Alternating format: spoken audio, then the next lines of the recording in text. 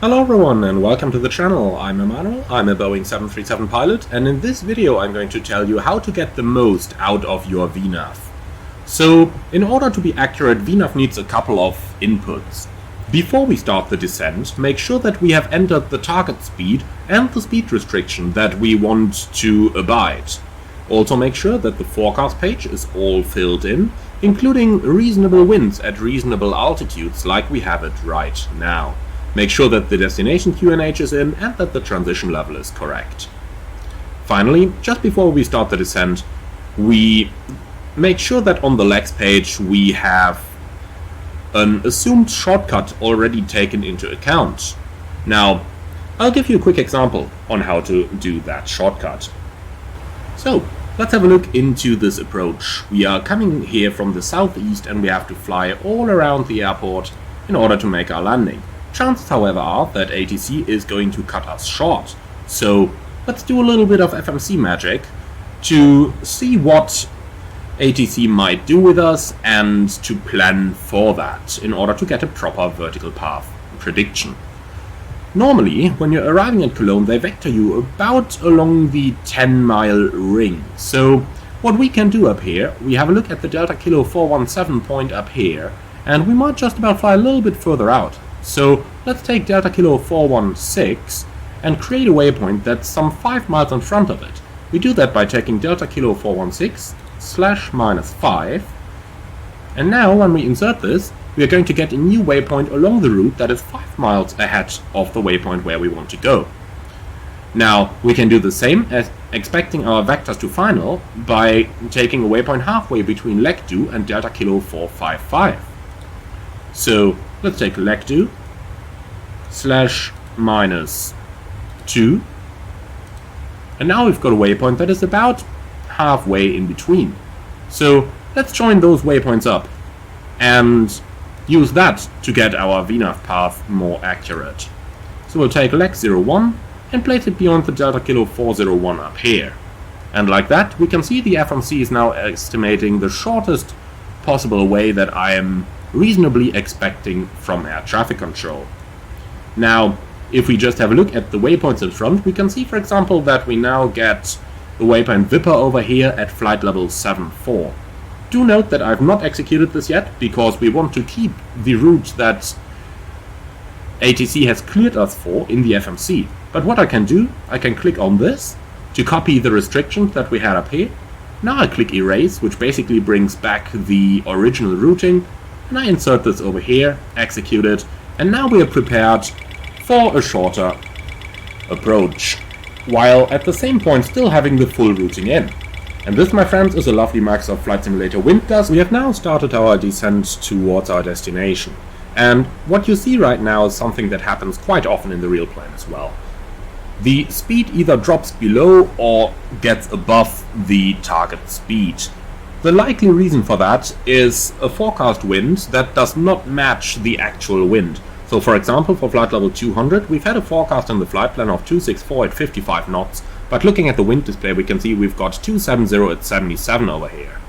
In order to get VNAV more accurate, what you can do is simply enter a direct to the waypoint that you are currently proceeding towards anyway. When you do this, VNAV is going to recalculate the profile using the current wind at your current altitude, and is going to take that into account for your future predictions. So thereby VNAV is easily convinced about the actual winds that it did not have from the forecast. If you do this regularly, basically whenever you notice that there is a difference between the indicated airspeed and the target speed that is greater than a couple knots, your VNAV profile is going to update itself and is going to provide you more accurate information.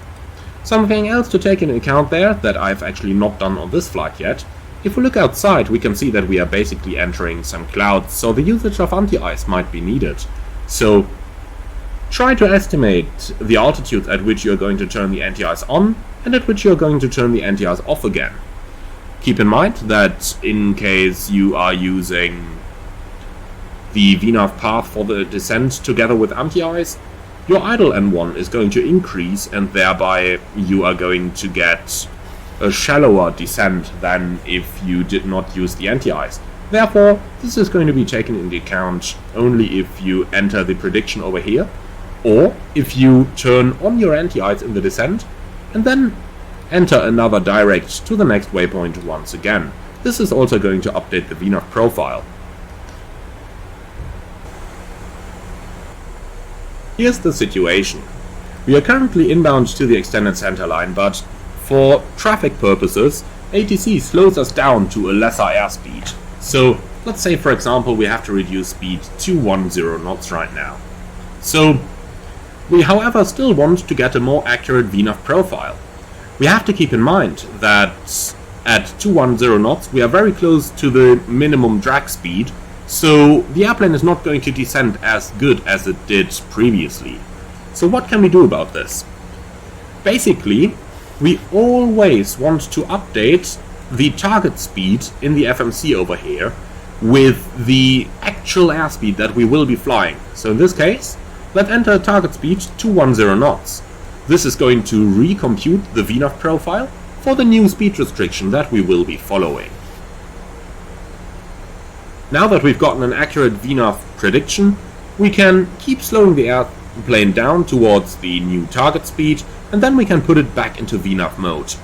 A small tip here from flying the real airplane: you want to slow the airplane down when you're below the path by using a different mode than VNAV, because when you're below the path, VNAV is going to aim for a 1000 feet a minute descent, and for a 737 that is very close to the minimum drag speed, that may not be sufficient to keep losing airspeed. So now we're on speed, we're on profile, let's put it back in the VNAV, and now we can use VNAV to keep descending. Also note that we now have an updated deceleration point compared to the previous point we had that was a couple more miles closer to us, which might thereby be easily misleading for us to trigger us into an earlier speed reduction in case we did not update our VNAV target speed.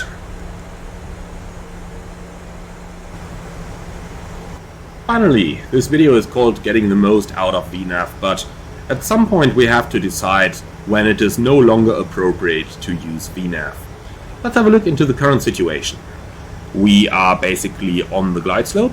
We are going 10 knots faster than ATC instructed, but we are on the VNAV profile. So there is two options of what we might do now, and I do count this as getting the most out of VNAV because it just makes a difference over here and is something that you should take into account. We have to follow ATC's speed restriction accurately, so let's either use the speed brake in order to slow the plane down to the ATC assigned speed. Personally, I would accept some deviation of ±5 knots around the ATC assigned target airspeed, but if we had like 10 knots extra like we just did in our example, then I would probably consider the use of speed brake. Also, as we are just about approaching the deceleration segment, we might just update the VNAV path once more with the current wind, so let's enter a direct towards the inbound waypoint once again, and this is going to recalculate the VNAV profile. The last thing for us to understand here is how VNAV works and what it targets. Right now we can see in magenta our target speed is 210, but we are approaching the deceleration point, so we are going to see that the 210 target is going to shift over into the flap speed target right now. And this is our indication to actually be using our flaps, because once the VNAV target switches towards the flap speeds, it is going to assume that you will have the drag of the flaps available in order to slow your airplane down. If you fail to extend the flaps at the standard flap extension schedule at this point, VNAV is going to assume that you have more drag than you actually do, so you will not be able to maintain your target airspeed. We can see this in action right now. I've just extended the flaps into the 5 position, and still we already get the drag required message because the plane is hardly going to slow down over here. So, this shall conclude our little look at how to get the most out of VNAV. I would like to thank you very much for watching, hope that you've learned something. And if you did, then I'm looking forward to what you learned in this video, so let me know in the comments below.